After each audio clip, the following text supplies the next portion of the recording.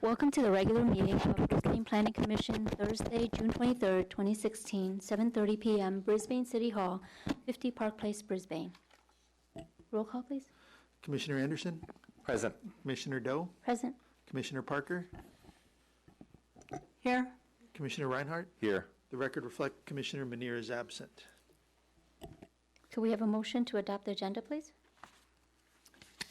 I'll make a motion to adopt tonight's agenda. I'll second that. All in favor? Aye. Aye. Aye. Okay. So moving on to the consent calendar. Items listed here as consent calendar items are considered routine and will be acted upon collectively by one motion, adopting the Planning Department's recommendation unless a member of the public, the commission, or a staff asks to remove an item to discuss it. So prior to the motion, the chairperson will ask if anyone wishes to remove an item from the consent calendar. Does anyone wish to remove an item? No? Hearing none, can we have a motion to approve the consent calendar as presented? I make a motion to approve the consent calendar as Presented. Presented? Yes. I'll second to approve the consent calendar from the May 18th meeting. All in favor? Aye. Aye. Aye. Okay. So on to oral communications. Does anyone in the audience wish to address the commission on any items not on the agenda? Seeing none, we'll move on to written communications. I've received an email from Mr. Mike Sullivan urging to support density and housing on the project near the Sledge property on the Brisbane-San Francisco border. And the League of Women's Voters of the Bay Area Education Foundation Bay Area Monitor. Anything else? No? In here. Okay, so on to old business. Baylands planning applications, Baylands concept plans, Brisbane Baylands specific plan, general plan amendment case GP-01-06, and related final environmental impact report. Universal Paragon Corporation is the applicant, owners are the various, and APN is various. Ongoing Planning Commission deliberations. Yes, I'm going to turn the presentation over to Lloyd Zola. Thank you.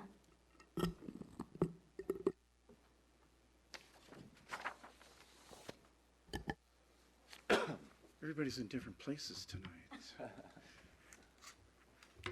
So we're getting towards the end, actually.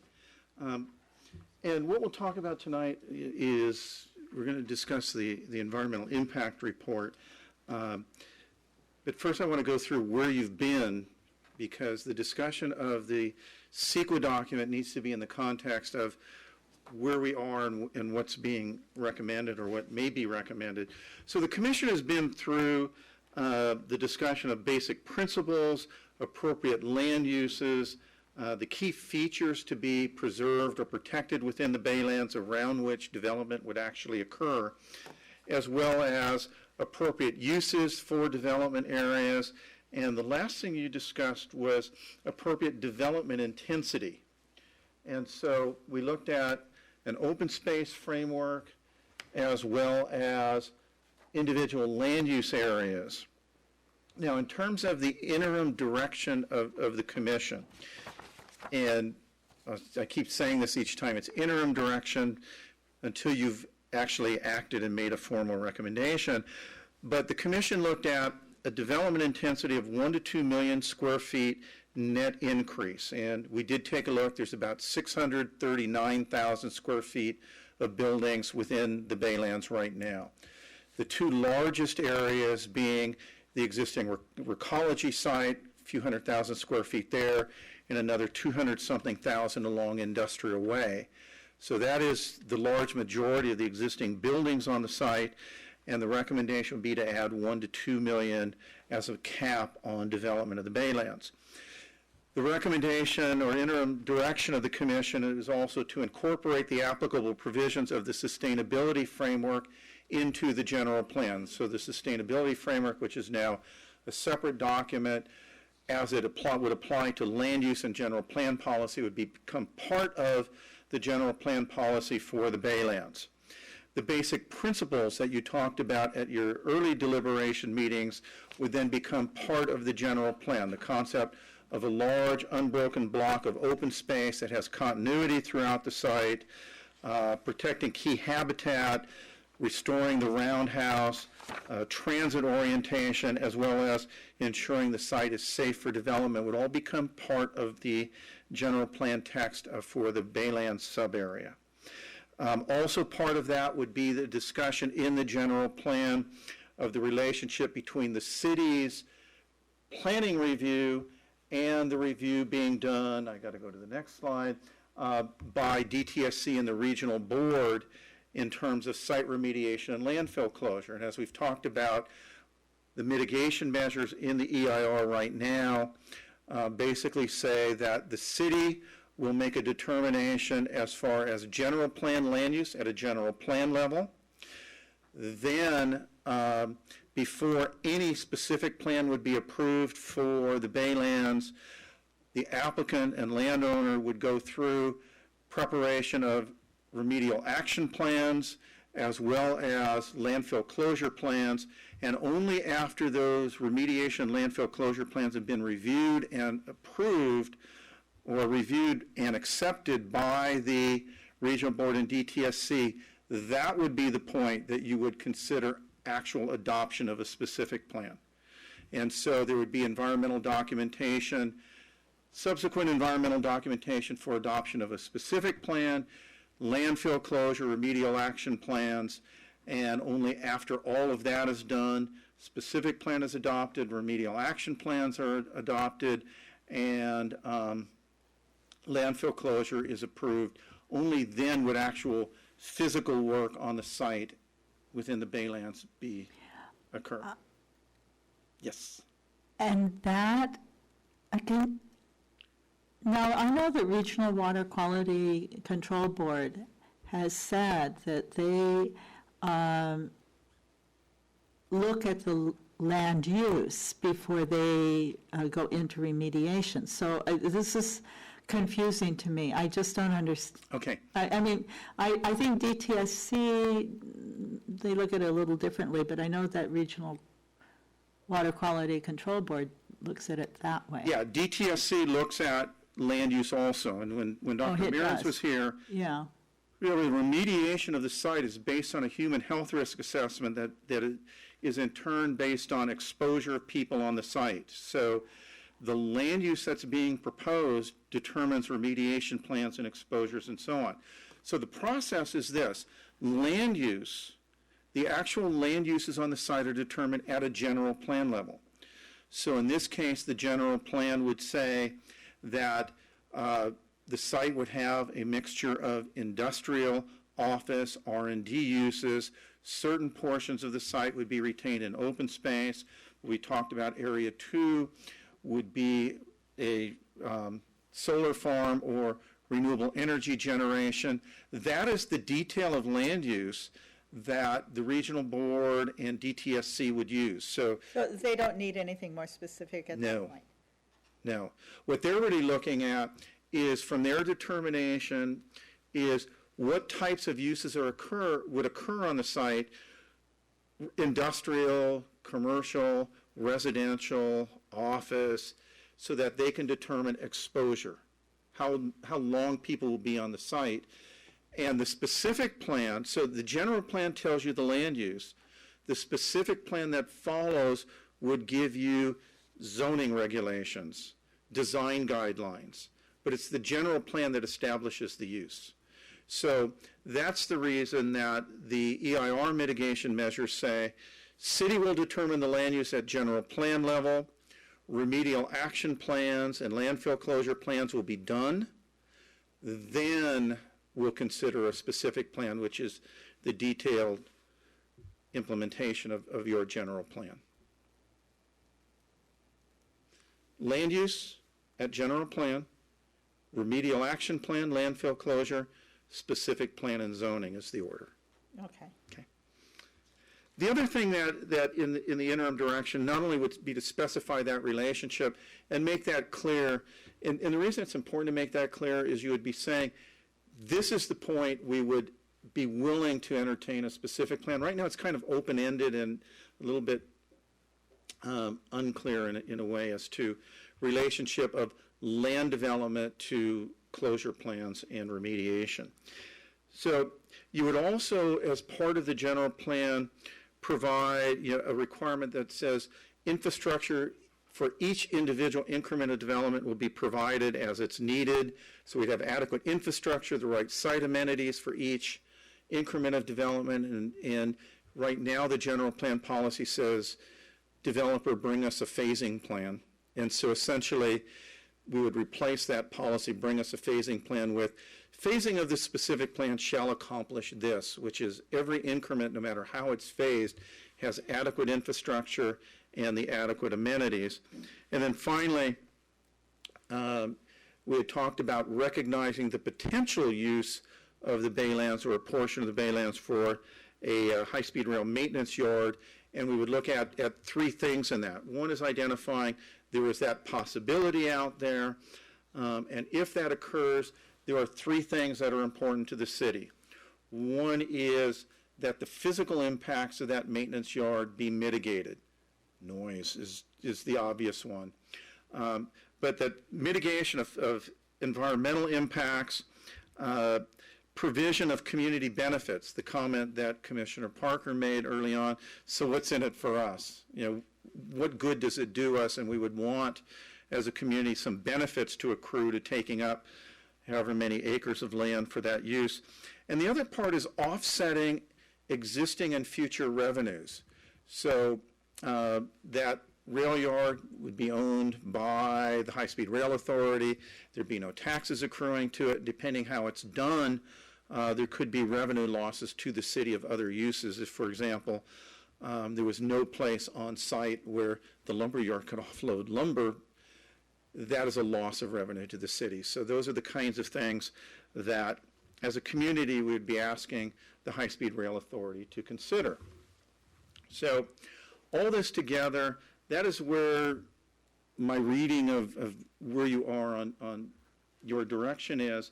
So the question for tonight is, given that tonight we're asking you to discuss making a recommendation to the City Council, what direction you would give regarding the EIR itself. And so we'll talk about what options you have regarding that in just a minute. The caveat I've said in each of these meetings is whatever you discuss tonight in relationship to the EIR is an interim direction, and what we would anticipate from tonight would be, if you reach, assuming that you reach some interim direction regarding the EIR, we would then come back with a draft recommendation for you to consider at a public hearing.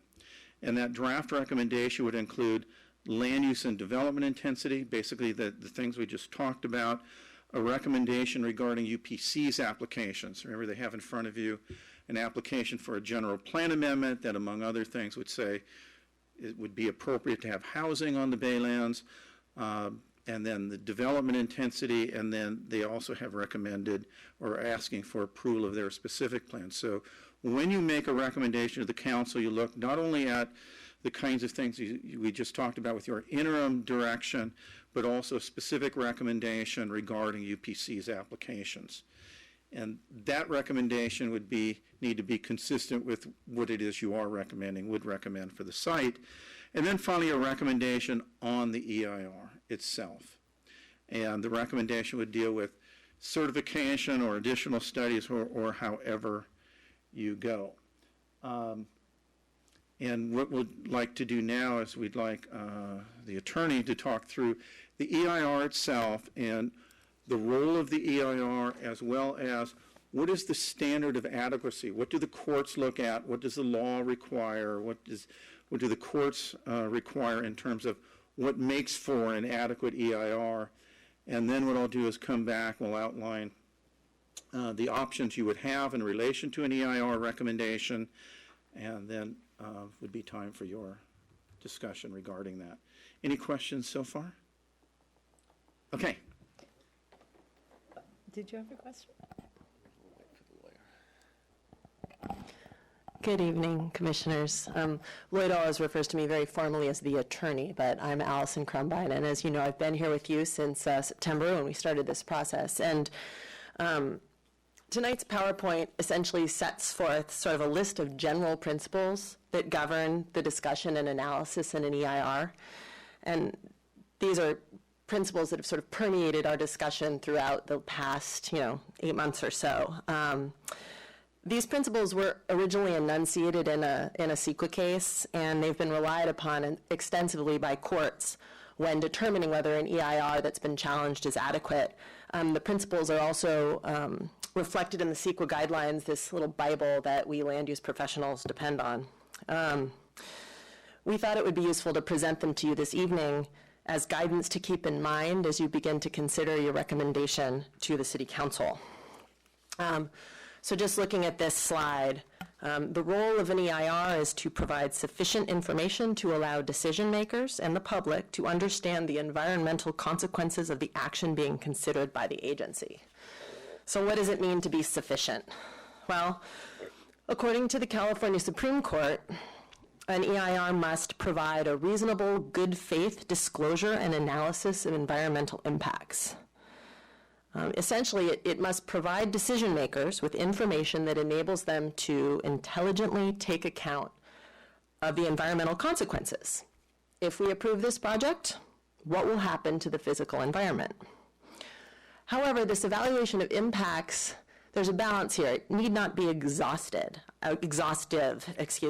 The agency preparing the EIR must make a good faith effort to find out and disclose all that it reasonably can about the environmental consequences of the project. That said, the agency retains a great deal of discretion to design an EIR, meaning it's not required to conduct every recommended test or perform every bit of possible research under the sun. It does not have to address every variation of every issue presented or analyze every permutation of the data. So the sufficiency of the analysis in an EIR should be reviewed in light of what is reasonably feasible. And when you're considering what is reasonably feasible, you want to look at what's sort of a reasonable and practical level of analysis of impacts, taking into account, time, energy, resources. A crystal ball inquiry is not required. So courts will generally look for adequacy and completeness. The test is not perfection. Perfection is not a standard with which an EIR is judged, nor is it a standard with which really anything can realistically be judged. Some other things to keep in mind. EIRs generally, they don't need to be delayed to include other studies that are in progress that may contain additional information. When you're conducting the study that's required in an EIR, you're looking at what's available to you as you're doing the EIR. Agencies can make reasonable forecasts when they're completing impact analysis. Obviously, we're looking to the future to some degree. And I'm sorry, can I ask a question? Yeah. So when it says EIRs need not be delayed to include other studies in progress that may contain additional information. Now, we have additional studies, 2 of them I can think of, that may be forthcoming. How are they included in the EIR study at a later date? I'm just, this particular question I've had in mind, and I know Commissioner Manure has had this in mind as well. And may I ask what particular studies are you referencing? Well, high-speed rail, and then the recology are 2 studies that may be coming forth. Sure. And then also the traffic, study. It seems like there's several studies, so this is going to be bounced around. So I thought maybe we could ask about it now. Yeah, well, we should distinguish between the types of studies you're talking about. Of course, an agency can always conduct further studies should it wish to. And the Planning Commission or the City Council, should it believe further study is required in order for it to consider the project, it can certainly request that additional study be done. I think the studies that we're referencing here are, studies that may be happening in a year or 2 years or just sort of uncertainty. Correct. And I think that the point is that an EIR is not going to be determined to be inadequate if the process isn't put on hold to sort of wait for something to come down in a year or 2 years, because if you took that approach, you could never finish an EIR, because as we all know, new information is always, being presented. And so during the EIR process, you simply need to consider what's available and obviously make a diligent attempt to gather all the information you can, but not say to a project applicant or, hey, we're going to wait 5 years until there's more information because we know of a study that may be completed 3 years from now. Correct. Okay, I think that did, that really did answer my question. I just Okay. needed further clarification. Okay. Well, I don't have too much more to say. I just want to make a couple more points. Sort of jumping off the issue of the reasonable forecasts, while certainly making reasonable forecasts needs to happen in an EIR, EIRs also don't need to predict or speculate when events are too uncertain. The purpose of an EIR is to provide information that helps decision makers to make a decision about a project. So speculating about what might happen in the absence of facts simply isn't useful and therefore isn't required. Because if you don't know what's going to happen, you can't analyze it. So really an EIR says analyze what we know, make reasonable assumptions where that's going to be helpful, and that's basically where it ends. Experts. Disagreements among experts don't invalidate an EIR. So in the event that experts reach conflicting conclusions, which can happen, an agency can choose the conclusion that it wishes to accept. It's up to the agency to weigh the evidence. So as the agency, if there's two experts that disagree, you have the discretion to pick which one you think is it's the right conclusion. So just jumping from that to kind of how that affects your recommendation and sort of specifics of the recommendation that you might make. As I think Lloyd has stressed in past meetings, there's no requirement under planning law or CEQA that you consider or approve one of the scenarios or alternatives that's specifically been analyzed in the EIR. In fact, it's very rare that an agency approves a project exactly as it's been proposed. Lead agencies are encouraged under CEQA to consider project modifications that might reduce impacts or produce better planning results. So frequently, during the hearing process, a proposal that has been made will change. It might change a little, it might change a lot. The question for consideration of the EIR is whether the recommendation you wish to make falls within the range of development analyzed in the EIR. And here, we have an EIR that's analyzed a range of development scenarios and a range of alternatives. So, there's sort of a high of, 12 million square feet of development all the way down to much less than that. So the question is what you wish to consider recommending covered in that wide envelope, not whether it's been specifically analyzed. So I will leave you with that and get back to Lloyd, unless you have specific questions, but of course, I'll be here all night. I have specific questions. Sure. So the DAIR consists of thousands of individual datum points, each of which could constitute the requirement for some sort of decision, which of course would take hours, if not complete consecutive days to go through. So I'm wondering, during the EIR deliberation process, you've sort of outlined what we don't need to do. But in terms of what we do need to do, is that line item by line item analysis something that is more likely to be part of the development agreement, or is it something that we have to worry about, like if we miss a line that has some aspect of it that needs to be addressed, does that need to happen right now? And when you talk about line item by line item, are you talking about whether the land use recommendation you wish to make would be covered by the EIR? Not about the land use Okay. recommendation, more about like the mitigation measures and observations made in the different sections. There's a lot of different items, like the thresholds of significance. Some are set federally and others are invented because there are no guidelines. And so all of those things, there's many of them, and they all potentially require some level of decision about whether the development agreement is going to follow the guidelines in the EIR, or if something more is required or less is required, that's a lot of decisions. And I'm just wondering where in the process things like that happen. Right. Well, at this point in the process, as Lloyd has stated, we're at the general plan level. And so the development agreement, along with other types of site-specific development, will come later. And then the question will be whether the EIR covers those later approvals or whether additional CEQA review is required. Because every time the city takes a discretionary decision in which it has to use judgment, CEQA comes up again. So, if the city council decided to certify the CIR, it's not a done deal. Every time something new happens, the question will be, what do we have to do for CEQA? And then look at the EIR, decide whether the site-specific approval is covered or whether some additional study is needed. So that will happen each and every time there's a new future approval. Okay, thank you.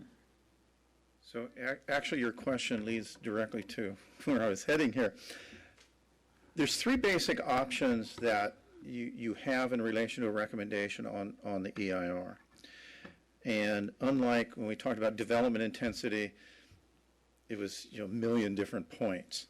Here it really comes down to three things, and then we can deal in the details of them. One recommendation you can make would be to say that the final EIR, as it exists, meets those standards of adequacy, and you could recommend that the council simply certify the EIR.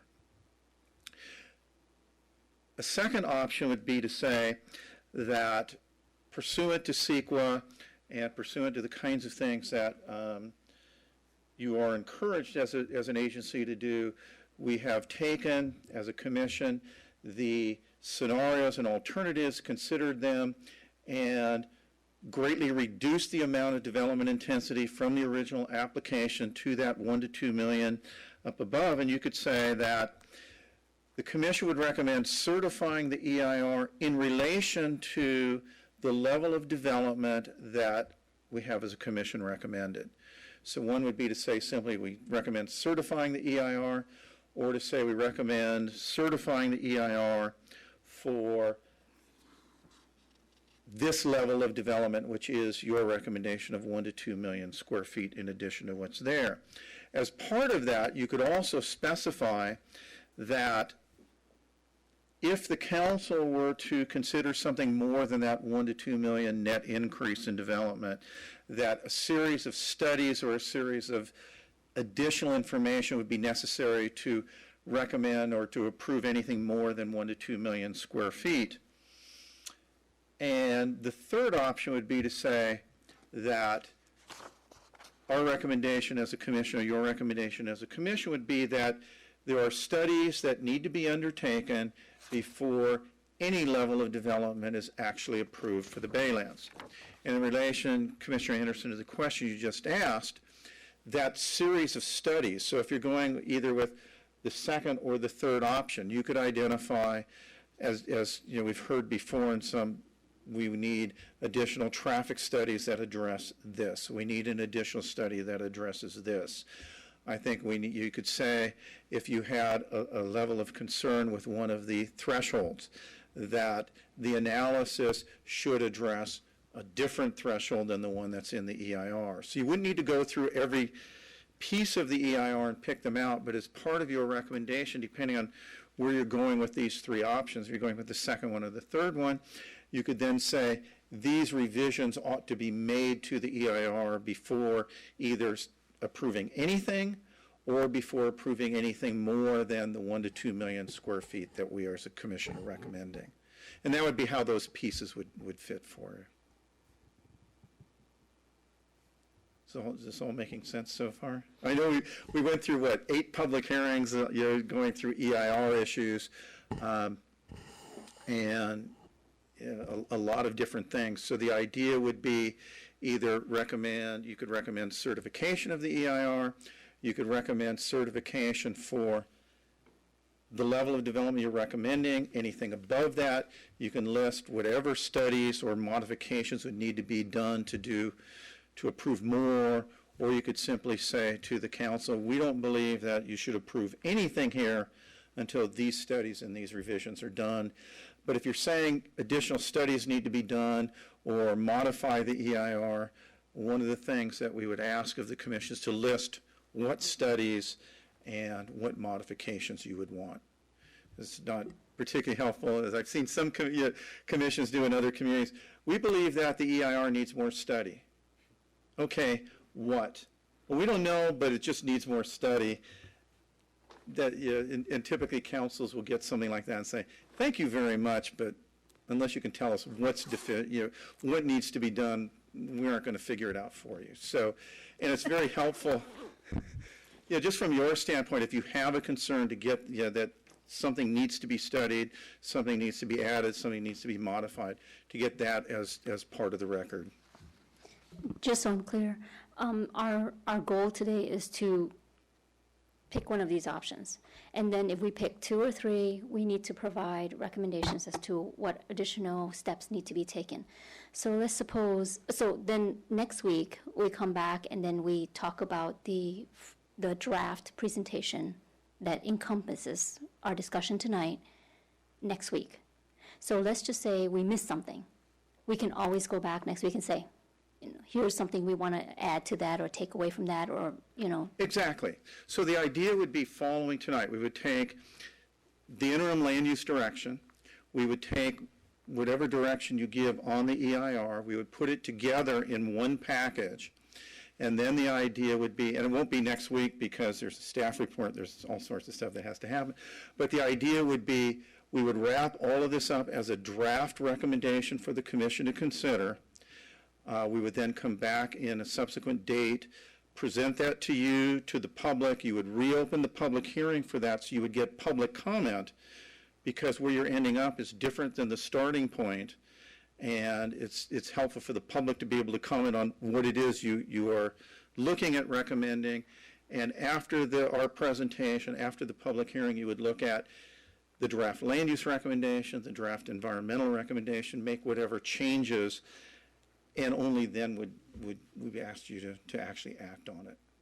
and the public will be included as part of that conversation. And absolutely, the public will get to see that draft recommendation before, and then they will be able to discuss it in public hearing, so that you will have the input not only of seeing all of your interim direction put together, the public will have a chance to discuss that, present, give whatever concerns before you would actually take any action.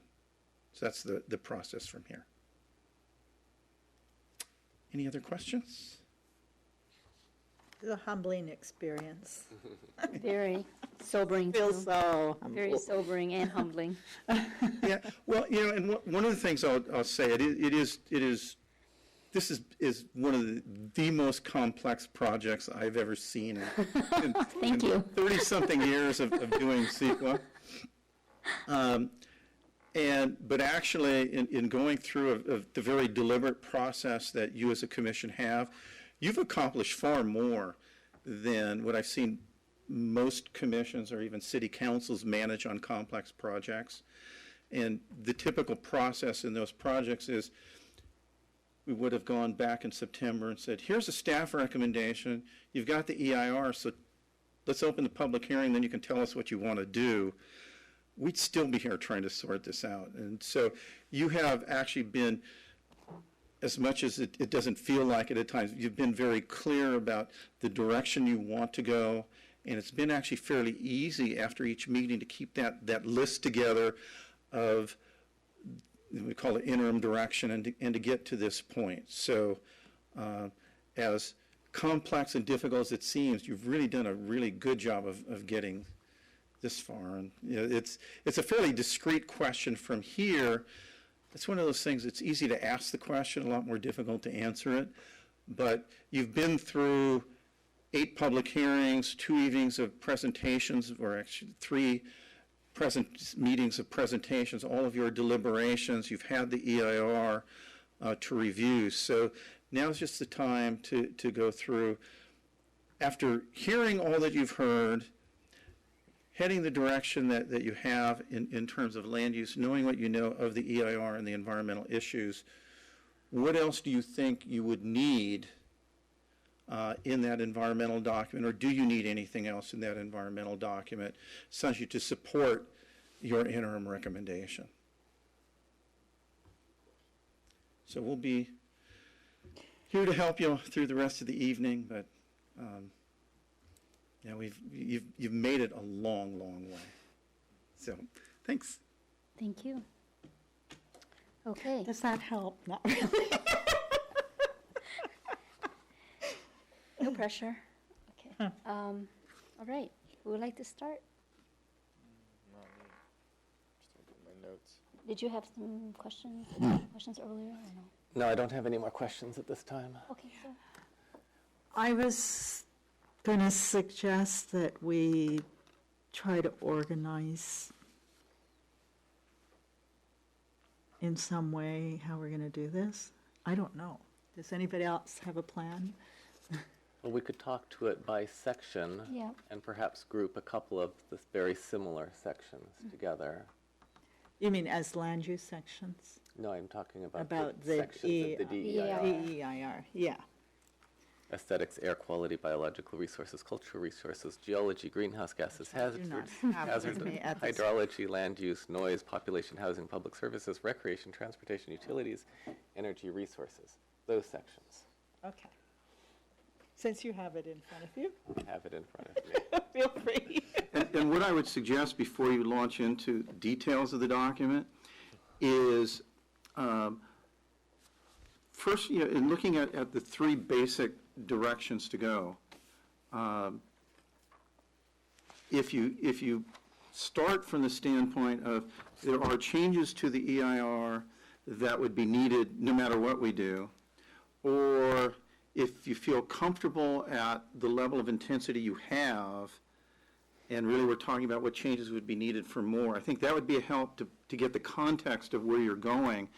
And the reason for that is that if your recommendation is the 1 to 2 million square feet in excess of existing, asking for studies to further analyze impacts of 4,000 dwelling units and 6 million square feet is not germane to your, it's not really part of that recommendation. So you could say in that case, anything over the 1 to 2 million would need this, or we're not even, if it is the case, we're not comfortable with the EIR even to make a recommendation of something that, and the recommendation you're making is very close to the renewable energy alternative. And your primary difference to the renewable energy alternative is a little bit of the open space configuration and then maintaining the square footage along Industrial Way. Those are really the two main differences from that renewable energy alternative. And perhaps somewhat higher density. A little bit higher. They're at about 1 million, and you would be 1 to 2 plus those. But it's compared to where the other alternatives are, it's Yeah. pretty close. It's closer, yeah. that's true. So shall we start at that mark as a metric? Yeah, and I mean, I think that I'm it may comfortable with vary by section. Right. So I don't have to listen for me, but would you list it for us and then we can start breaking it up? Well, the first section is aesthetics, Right. and the second is air quality, which I think might also be grouped with the later section on greenhouse gases.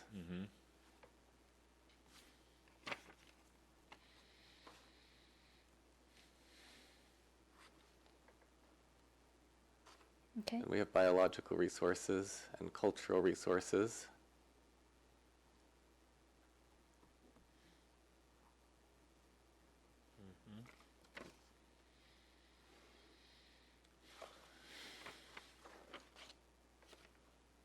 And following that, there's geology, which I think we might group in with hazards in terms of our discussion of it.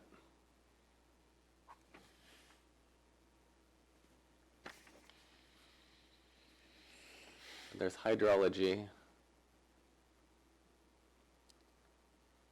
Land use we might also discuss at the same time as population and housing.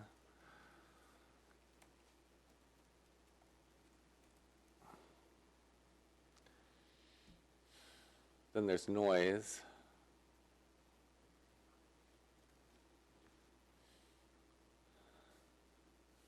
Public services. Recreation. Transportation. And utilities, we could probably move up with public services. And energy resources. So you're saying put energy resources under public services? Oh, you could do that too. I said public services and utilities, and energy resources are similar. We could do all three, Yeah, that's what I was thinking. although there's a little bit of a difference. So if we go like that route, we have 1, 2, 3, 4, 5, 6, 7, 8, 9, 10, 10 areas So to cover. aesthetics.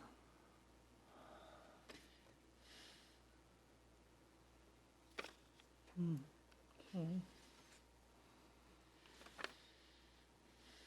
Okay, so what do we think that, how do we feel the EIR, how do we feel about the EIR as it addresses aesthetics? My feeling on aesthetics is that, although we did receive some public commentary that aesthetics was inadequate in one way or another, the plan that's going to come back is going to look quite a bit different than what was studied in the EIR, which was close to a maximum build-out of the proposed plans. So my feeling is with aesthetics, this is going to need to be addressed again when there's a new specific plan proposed. And in terms of what was already studied, I think it was probably adequate under CEQA. So can we agree is adequate?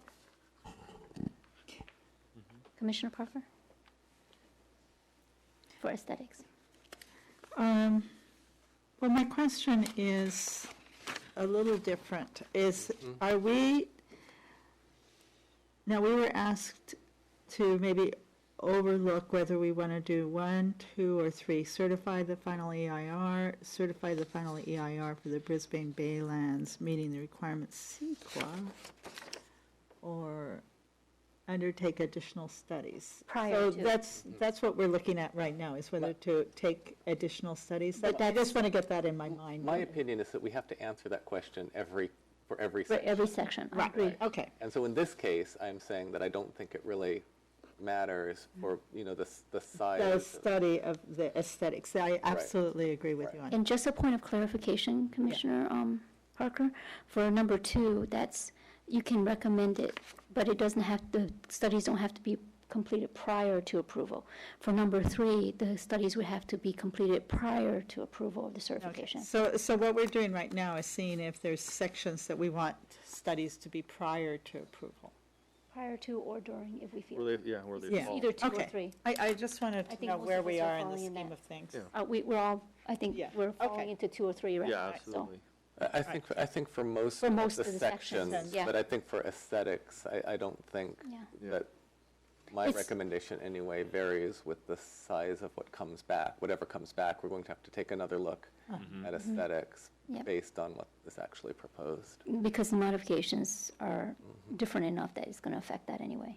Yeah, and this gets back to my earlier question about whether this is just something that you do as part of the development agreement. I tend to think that this study is adequate under CEQA because we're not looking about good or bad. It's just, what are the impacts? Right. And And it's a reasonable, sufficient threshold, so the threshold is very basic. Agreed. Okay, so we're okay Agreed. with, So we're agreed on that. so we're all agreed on that. So for air quality, which includes greenhouse gases, that makes sense to group them together. it How do might we also feel? make sense to group it together with transportation. I was going to say Yeah. with Since transportation. drives those. So let's add that. That's 3. So air quality, greenhouse gases, and transportation. In terms of the EIR, do we feel is adequate? And if not, what studies do we need to recommend? I think we had Well, I just had that Didn't we discussion have- a little earlier. the traffic studies you were saying? But in what way? Well, according to our staff and legal, that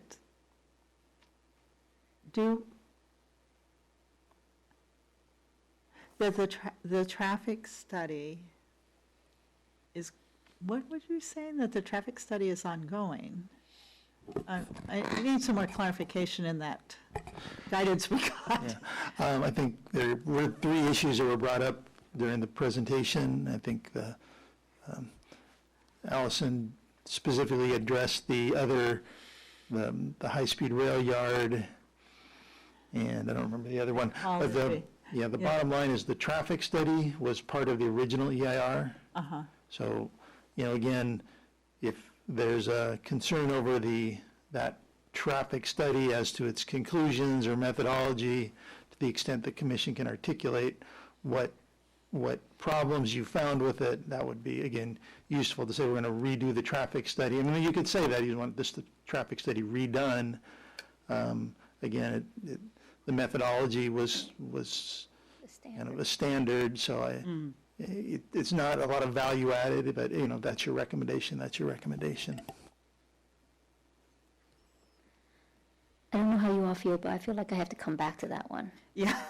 So I'm gonna not address that tonight, but if you all, I mean, traffic is going to be, because that was a, I mean, I the sort of, traffic, no matter what we do, is not going to meet the 1992 city that's, level general service. plan, Yeah. and so, yeah.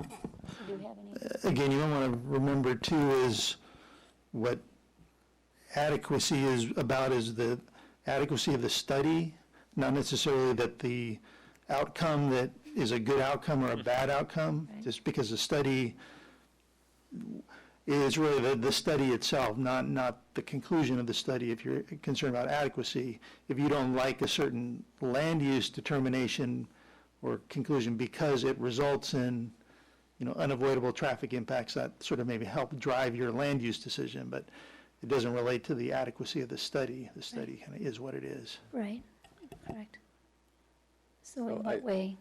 I don't disagree with your sentiment, because I think the traffic study is the most complicated study in the DEIR and is probably the most difficult thing to comprehend and decide upon. I have some very strong disagreements with the conclusions reached in the traffic study, Right. and I would probably find the entire thing inadequate if our purpose was to select between the DSP and the CPP. However, since we are not selecting between the DSP and the CPP, and we know from the traffic study that traffic will be substantially worse with any development and substantially worse with no development, I feel that the traffic study is probably adequate under CEQA for 2 million development, 2 million square feet of development or less. But So do we want to say that it's adequate at our yeah, level, but if we, If there's an increase? if there's an increase in density, then we feel feel that it's it's inadequate. Okay. Does So- that sound okay at this point? Can we go back to it at some point? So adequate for our level of recommendation Mm-hmm. Yeah. and need further study if there's an increase. Yeah.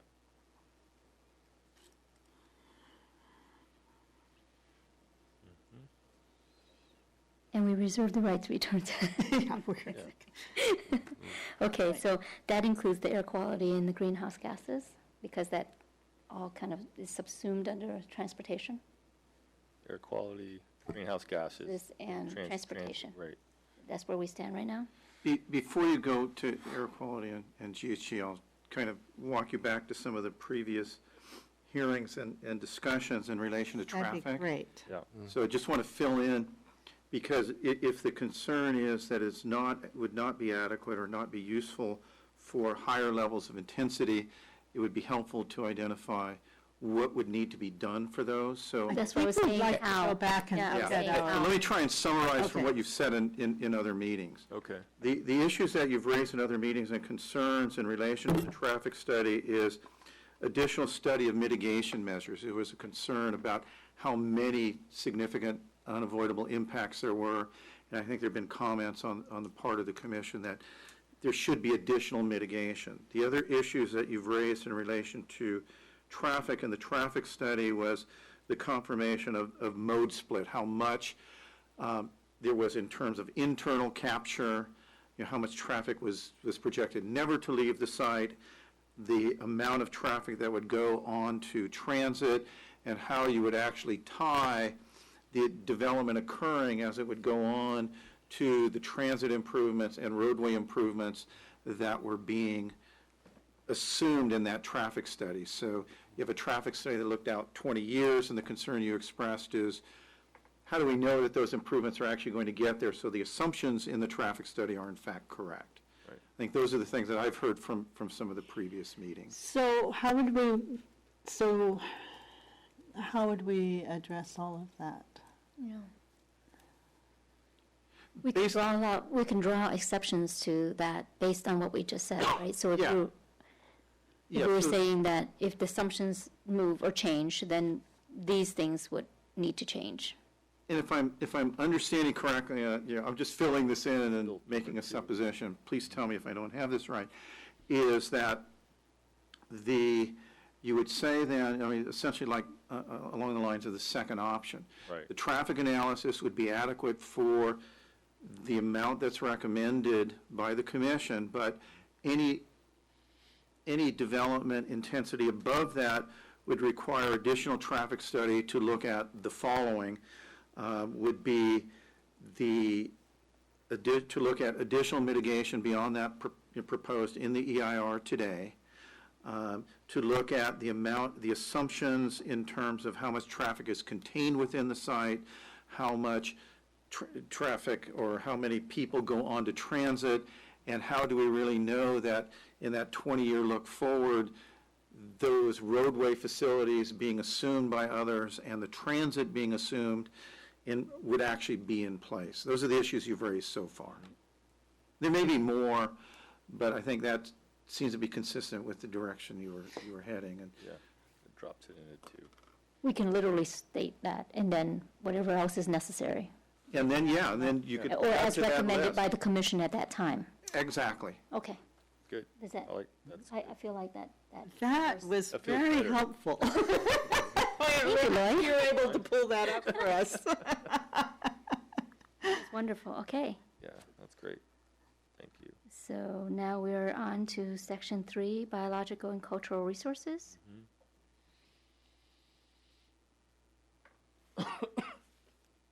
I feel like the EIR was adequately addressed that for me, given our recommendations and the range within which we're working in terms of land use and our approach to the recommended body of land that we're working with. But that's just, where I stand, but I don't know how anyone else feels, at least at this moment in time. And again, when we come back Right. with the scenario that we've suggested, it's gonna have kind of give us another perspective to look at anyway. So at this point, I'm comfortable with it where it is. I don't have any specific recommendations. Yeah, I didn't have any really big hot points on that one. Thought that was adequate. Also. Cultural resources. We're looking at you. You want me to make a Yeah, comment? we're looking. And we covered that in the sustainability framework. Right. Yeah, too. so, do we want to add anything else? I don't. Okay. So I think in conclusion, I largely agree with that. There was a fair bit of public commentary about inadequacy of study of biological resources, about when the studies were done, perhaps not being a representative sample of what was there, and other comments of inadequacy of the survey of the different kinds of species. Although I consider myself rather on the environmental end of the spectrum in this pilot. Oops, I didn't mean to hit that, sorry. I don't entirely agree with that, but as a planning commissioner, I think you need to also consider the public testimony on that and figure out if there's anything needed in terms of study. I'm wondering if some of these things might be covered in the development agreement. My basic feeling, it depends on the time scale that you're looking at in terms of in the environment, and right now things have been happening in the environment very, very quickly. So that makes you hypersensitive about the short-term impacts, but on a geological scale, a couple of decades or a handful of decades is not very long, and the site was baylands before then. Now, of course, as infill happens, that pushes the natural habitat into areas where they can be. So there may be things like nesting ground owls and frogs that people would like to try and preserve. I'm wondering if surveys of that nature might be handled during the development agreement, if the density is low enough in Area 5 as proposed, and if the waterways around Visitation Creek are put in as proposed. I think that would cover a lot of the concerns. So how do we state this? So I think for me, I completely agree with that, and I am also very concerned about the environment as well. But I feel like that is addressed in the area where I cannot find it right now, but we were talking about how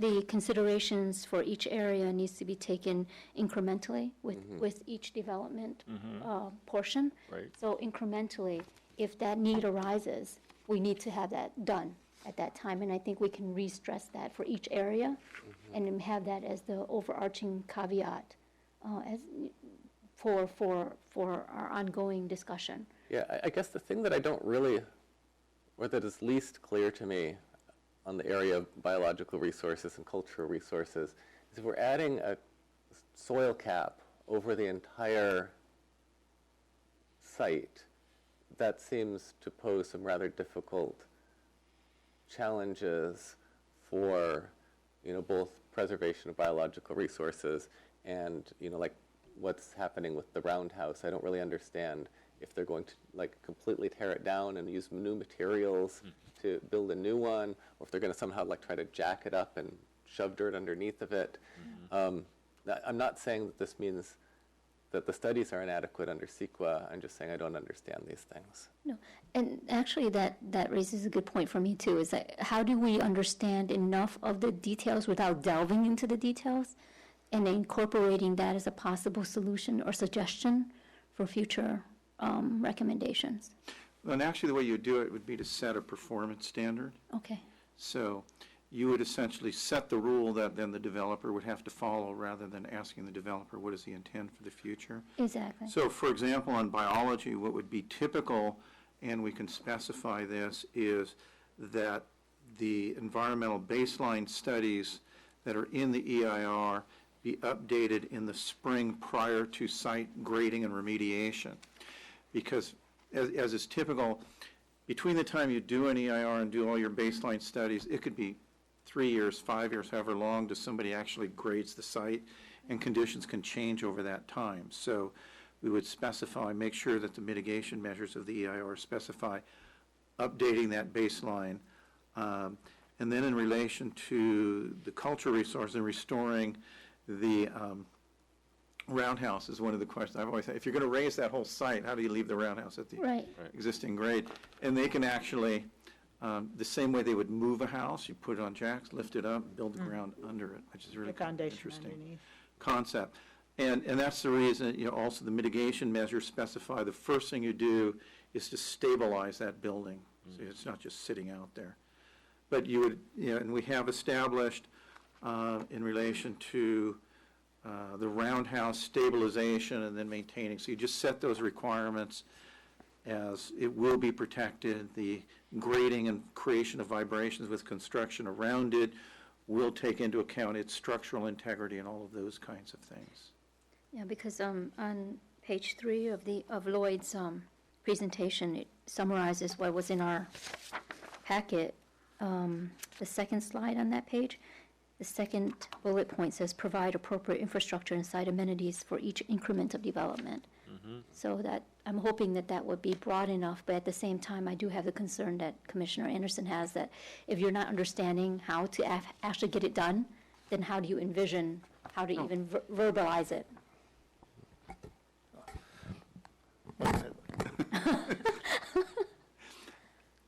In terms of infrastructure, there are some basic engineering standards that would be used. So what you would say is in relation to water, that adequate water supply would be available, in place, committed prior to approval of site-specific development. You would identify the infrastructure shall be designed to provide for adequate fire flow and basic storage requirements. You would identify on the sewer side the basic parameters on sewer, and those are basic engineering things. Looking ahead to hydrology, there are basic parameters and criteria on hydrology that are in the EIR now. Protection from the 100-year flood, considering that there would be 100 years of sea level rise. So you would look at adding the two together. We would then identify at this point saying that the amenities, so that if there is a ratio of open space to parkland to amount of development, that ratio be maintained throughout the site, so you could not defer. We'll build out the development and leave the parks to the last phase. You would set those requirements, and that would mean with each increment of development. So as you got site-specific developments, you would have a set of rules that would come back to you in the specific plan that would play out. What exactly does that mean? Each increment shall include this. You would agree or not agree whether those were the rules you wanted to impose, and then subsequent development would actually have to meet those rules. So we can assume industry standard and all of the...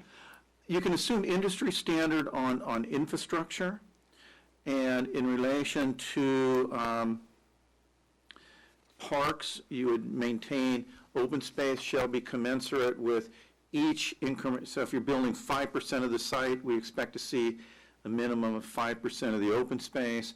There are certain requirements that are already there, such as the open space such be dedicated up front, because that would be that biological study that would lay out continuity of open space, connectivity of habitat that would come up at the beginning, and you would have all of those requirements. When you get to public services and facilities, those standards are laid out, for example, by the police department has said, with the very first increment of development, we're moving to 2 beats. There needs to be a station or a substation on site that could be used. Fire department has laid out, fire agency has laid out its criteria that said you build a building over, I think it's 3 stories, we need a ladder company within so many miles. The first building you build, we need improvement of the existing station. There shall be these kinds of crews available. So all of those standards would be there, and part of the requirement that would be placed just on from the general plan standpoint, also part of the EIR that said there would be a requirement for a police mitigation plan, fire mitigation plan, essentially incorporated into the general plan to make that, create those rules. Thank you. So, moving on to geology hazards.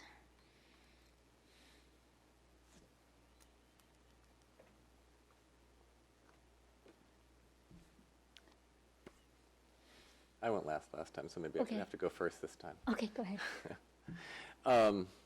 So once again, under our proposal, there would be almost no building on the eastern side, except for things like solar panels, which would have a minimum amount of framing. And even on the western side, at the density we recommend, the height of the buildings would be limited, so there'd be very limited pile driving and excavation. And I think under those conditions, the studies of geology and hazards are adequate under CEQA because, we know there's a lot of stuff there, Right. and we're going to try and avoid disturbing it. If we had any sort of plan that involved a lot of pile driving or a lot of excavation, then I might think that we needed to look into what was needed there further. But to return to Lloyd's previous point of what would be needed, well, I'm not sure I would need more time to pore over the public testimony. But I think as long as we're Great. not recommending that, maybe it's adequate for us to say adequate within the under these range. Yeah. circumstances. Anything to add, No, not on that one. Commissioner Parker? Well, again, I would want to go back and look at public comments. And We can look always at add the- And look at the. But for now, can we yeah, say, I think it's, for now adequate? I would say, for now, let's say it's adequate. Okay. Okay, on to number 5, hydrology. Oh, that's an issue. Well, Do we have a source of water? I mean, is this We really don't. going to Do happen? you want to? I'm sorry. I can give you my opinion on this one, and it's similar to what I've said before. The state of the water agreement is inadequate for building because we don't have a water agreement, and the outlet for the water agreement looks really difficult. But not promising. on the other hand, in terms of what's required under CEQA and what's possible under CEQA, I don't know that we could possibly solve the water problem until the applicant has an approved plan Exactly. and can negotiate with the water powers that be. Right. So I sort of think Many powers. many water powers that be.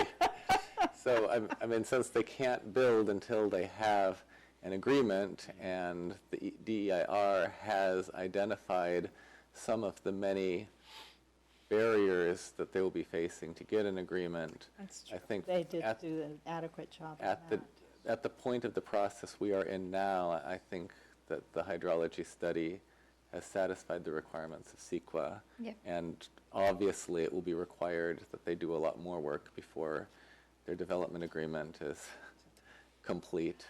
Would, it's a starting point. That, the way I look at it is it's a starting point, and it's a necessary starting point, or else we won't be able to proceed at all. And of course, I did like Lloyd's comments that, hydrology isn't just the water agreement, but we also wanted to look into issues of flooding and how, Sea level And the rise. sea- And the table. and how the water high they're table, going to yeah. need to raise that up to protect against that. And the other thing is, combining hydrology with geology and hazards. I don't know if we've adequately studied, or if it's even possible to adequately study what's going to happen with sea level rise. If sea level rise might allow flooding, from the area along 101 into the contaminated area, is that going to have effects that might be more than localized? Yep. Under our So current you- plan, if we don't put very much building on that area, I think, that's a really, that mitigates it right there to a certain degree. But I don't know if we really know the full extent of that scenario. And I don't know if that's I don't know entirely if it's one of even those. possible, Yeah, I don't know if that's one of those speculative issues. We don't know if it's going to happen or not, because we do know sea level is It's rising. going up, but I don't know if anyone has the knowledge to know how that's going to affect the site, or if it's possible to tell. I think regardless, we need a starting point, and that's where we're at. So, Commissioner Parker, is that okay? Yeah. Okay. Commissioner Reinhardt? I actually had one question that maybe Lloyd you could answer this. On, let's see, page number 3, so the interim land use direction, there's the one slide that talks about the sustainability framework being incorporated, and which is great to see, that in there. And I was a little unclear on how, like, the role that sustainability frameworks sits in all this in terms of the development agreement or changing, adding to the general plan, because, for instance, my comfort level is increased if it has more weight, because, for instance, we addressed, the sea level rise as international targets in the sustainability water, section of the framework, right? So we addressed that, and then we even got down, of course, in the KPIs and some of it, and or another example, I think, we had specific verbiage about not building on sites that were higher risk sea level rise, according to FEMA. So it's like, how does the sustainability framework play in? How much weight does it have in this? Yeah,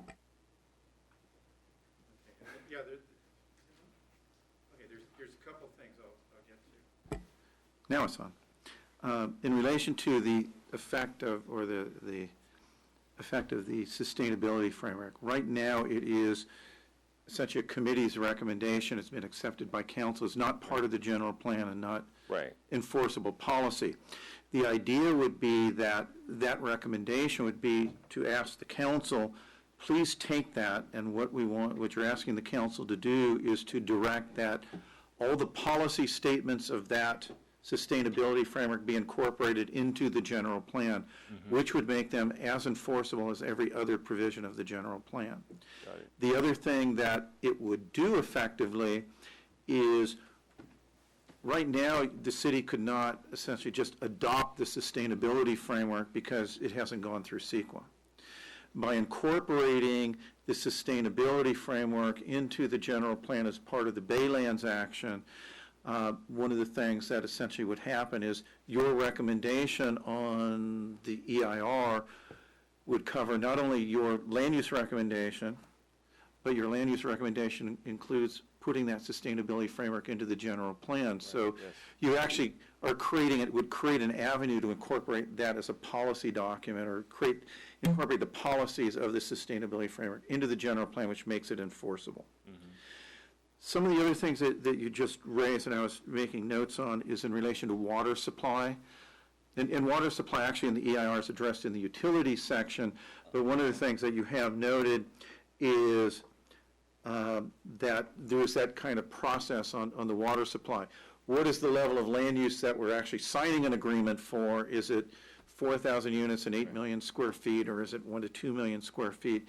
So one of the things that the commission might consider as a recommendation is, in the same way that the EIR now lays out a process of relationship of the city's planning review to DTSC and the regional board's remediation process, how those two fit together, we could actually incorporate the same process in relation to water supplies. So that process would lay out, city establishes land use at a general plan level, and the EIR now refers to subsequent project level analysis of water supply, and the design of how you would move water for 1 to 2 million square feet is very different.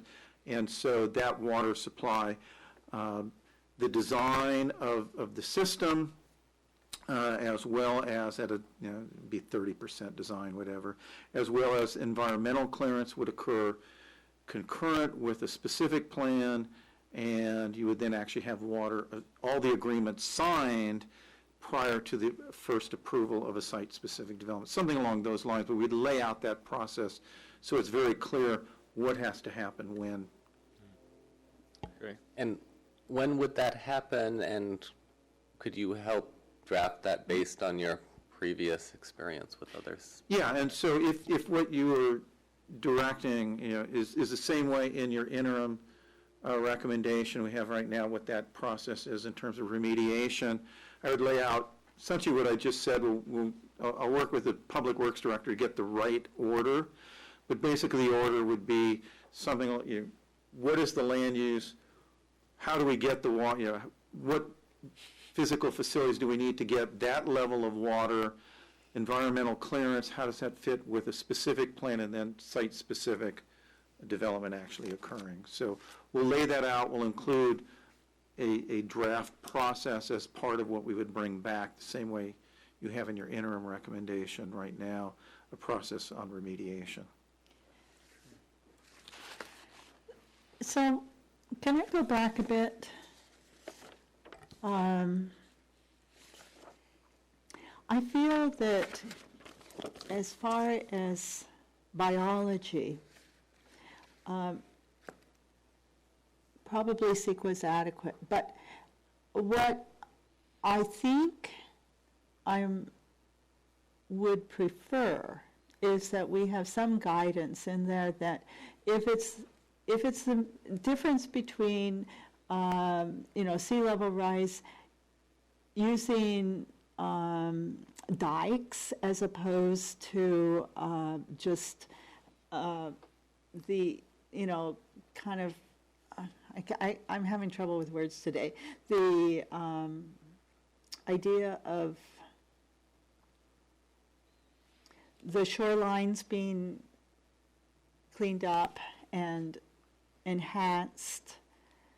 If we're going to use, cleaning up the land, if we could use berms instead of some other method. So I'm looking at something where we, in the cleanup itself, if there's a way to do it more naturally, and would we put that in as a goal at this point with CEQA? And I'm sorry, I just can't think of words very well tonight. Well, it's interesting to note that just across the water a little ways, they're raising the ground level 20 to 30 feet for the development over there. That's true. So that would, of course, have some impact on aesthetics, probably, for some people in town. But in terms of sea level rise, that's the level of precaution that another project is taking.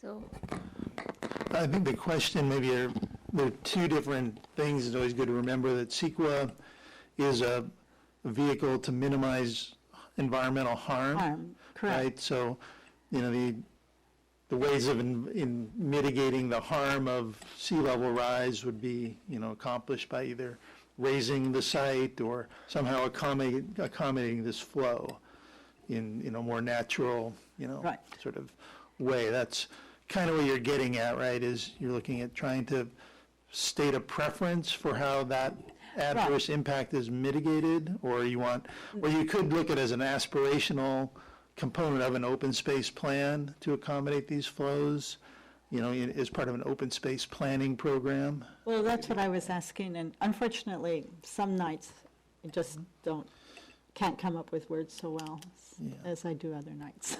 So. Yeah, I think all the areas that would be available and suitable for accommodating additional inundation area or planned as open space. Yeah. And so certainly that kind of sort of flow area could be designed into an open space plan and program in terms of how it's vegetated and where you put your More improvements and where you vegetative don't put your approach improvements. rather than and- more dike approach. Yeah, yeah. So that certainly could be, it may be that you, Or in clean up areas that are near, vegetative than. yeah, I think the other point, as I think we all understand too, is that Highway 101 is essentially a barricade or dike. So that's physically always going to border this particular site. But we're talking about putting next to it green space. So I'm thinking,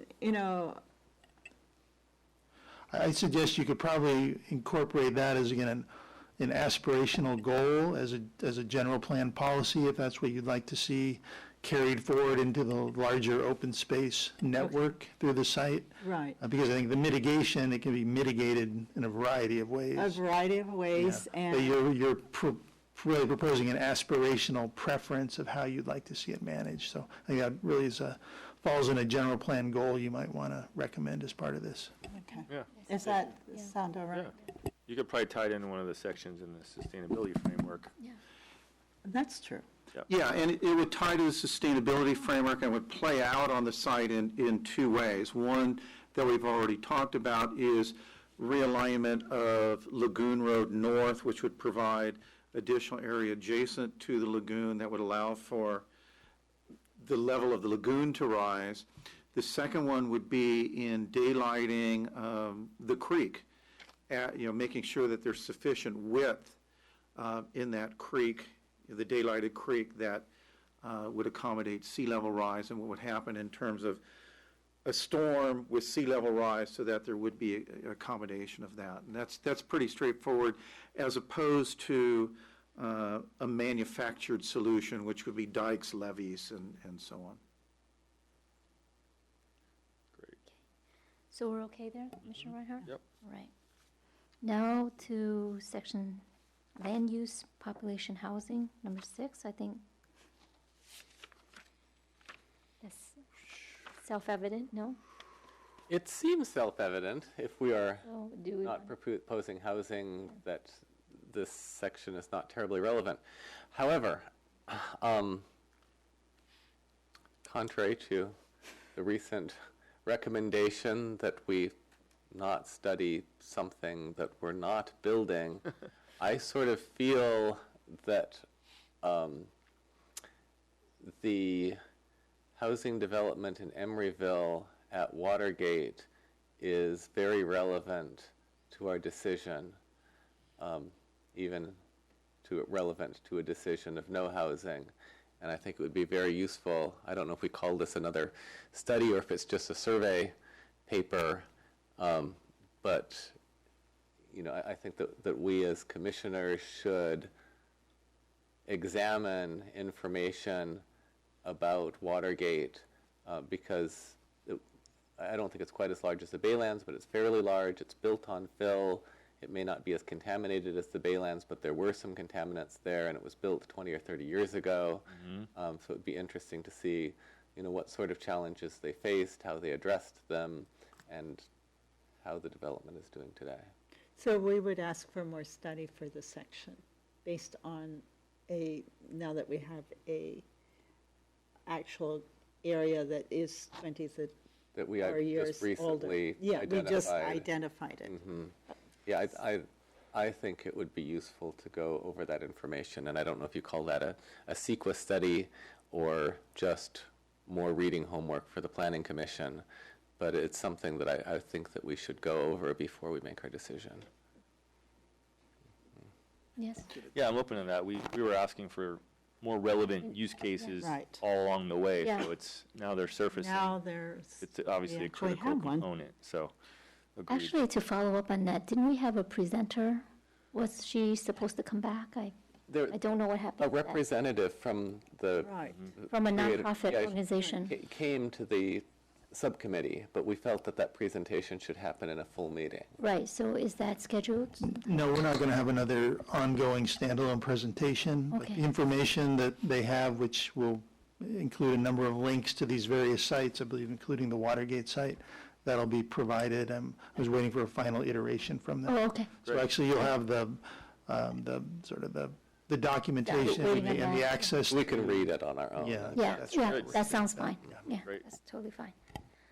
But it So was at- certainly wonderful to finally have a real comparable- life. Yeah, a comparable Yeah. site. Comparable site to study.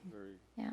So at this point, we find that the EIR is adequate for this purpose with that caveat.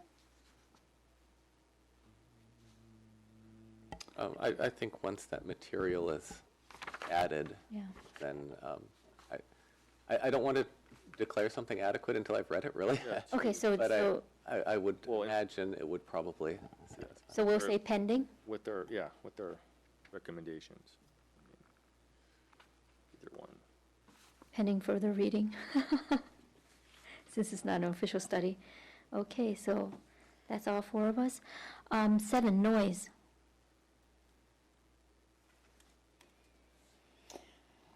Oh, there's going to be so much extra noise anyway. I don't know, this one's tough. But, This one.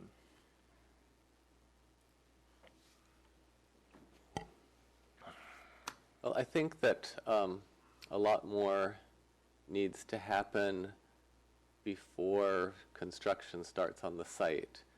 I don't know that that means that, you mean we'll be dead by then, or? what do you no. think? No, what I'm saying is, I We're don't, good. We're not here so well, so. I don't, Remember, I have a 3-month-old. yeah. That's not happening. I'm sorry. I don't think that what I said was quite that grim, but, It just hit my face. all right, I too circumspect. But you know, in the area of things such as the noise caused by pile driving, I did not feel, We will have plenty of pile driving. will. Even if we're going to have 1 to 2 million square feet. Because Yes. we have to go down. well, there's, I mean, there's a- wouldn't section there's a 6 have plenty of pile driving? there are some kinds of buildings that float on top and some that need pile driving. I'm sure there'll be, I think we were going to do something other than pile driving. We were going to do yeah, well, the noisy non-pile driving. well, the quieter pile driving, I can tell, I've heard it, it's way better than Yes. conventional. It's very but expensive. still, it's more expensive and Right. it's still noisy. Right. And it's way better. I mean, Yeah.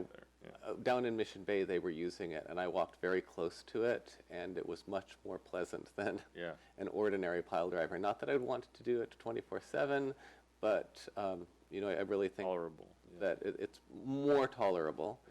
Yeah. But similarly, you know, a number of years ago, night pile driving was required on the railroads, and night pile driving was the worst. And even more than the worst of the worst is if it's every single night for many nights in a row.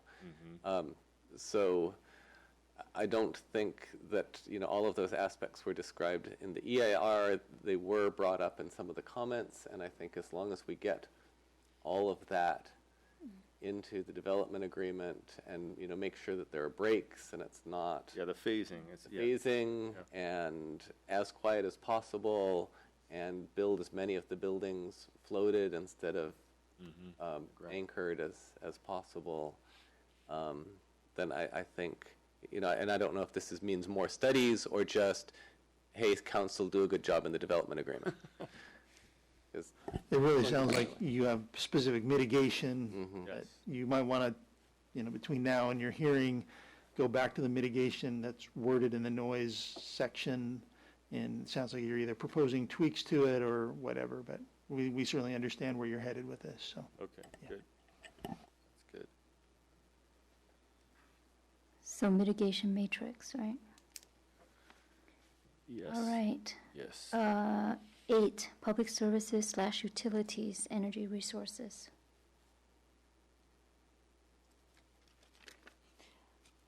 I think that was pretty much, Or utilities. yeah, I think so. my feelings on this section are very similar to my feelings on aesthetics. Yeah. That, you know, when the new plan comes, everything that has been studied is going to have to change in some way as part of making the plan. Did we adequately study the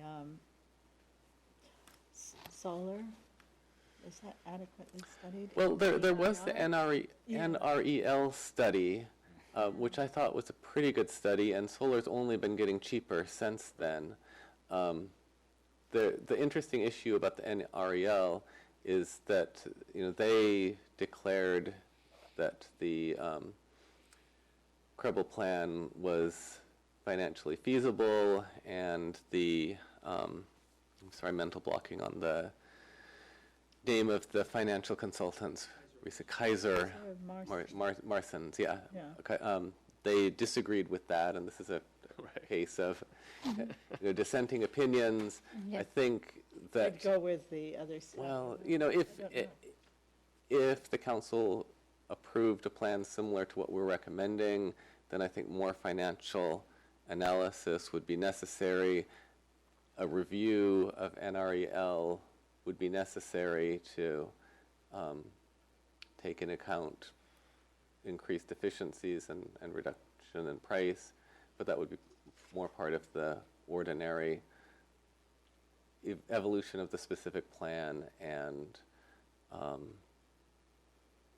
development agreement, and I feel that the studies that were done were adequate for the time that they were done. Speaking of the NREL plan, that is, which was what you were asking about, right? Right. So you're saying that we feel this is adequate, Yeah.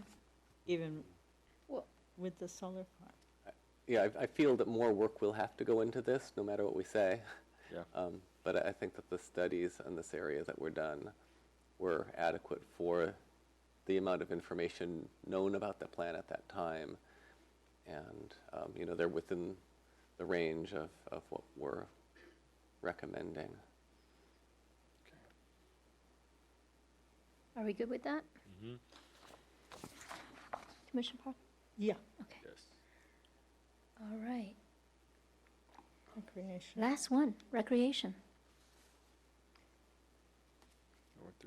How do we feel about the EIR and the study for that portion? My opinion, again, is mostly adequate. And I brought this up before. There was some nice artwork in the specific plan that showed things like, you know, piers into the lagoon and references to water recreation, but none of that was ever stated in a way that was, you know, stated firmly enough that made me think that it was actually part of the application and not just associated art. If it's just associated art, then I feel that the studies were adequate. If they're actually proposing to build a pier into the lagoon, then I feel that we need more studies to do that. Lloyd?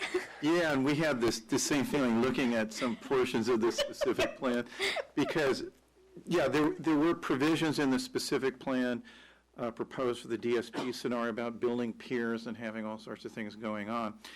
And the ultimate recommendation just on biological resources is don't stir up the bottom of the lagoon. And so the mitigation measures that were put in the biology section effectively prevented that kind of water-based recreation, because one of the things you heard on biology is, you should have studied all sorts of things in relation to the lagoon because of that recommendation, and instead the direction we went is just don't mess with the bottom of the lagoon. Don't mess with the lagoon. It's the lagoon, and it will be left as a lagoon. It is natural open space, will be left that way. So that is the recommendation at this point. Yeah, if that's the recommendation, then I think okay. the study's adequate. Okay. Agreed. Are we okay? Okay, we're agreed. I think that's it. Are we supposed to go back? Does that help? Good. I think maybe we have homework to look at. Yes, specific we have to go mitigation back to our measures and mitigation see matrix, if anything needs to be filled in, especially including the for, comments and, yeah, especially for noise, but for potentially any section. And I'm sure we'll get public commentary about sections right. that I'm we need to expecting revisit. several Yeah. emails in the next Sure. few days. But, I mean, that's the process. Right. And so it's okay for us to stop at that point right now with the information we have. Yeah? Yeah. Okay. Okay. You've got it.